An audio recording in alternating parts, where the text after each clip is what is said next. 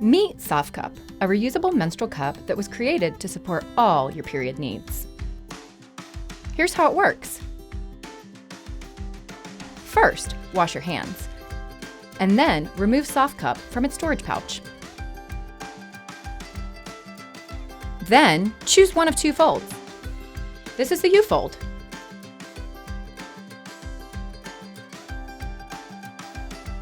And the punch-down fold.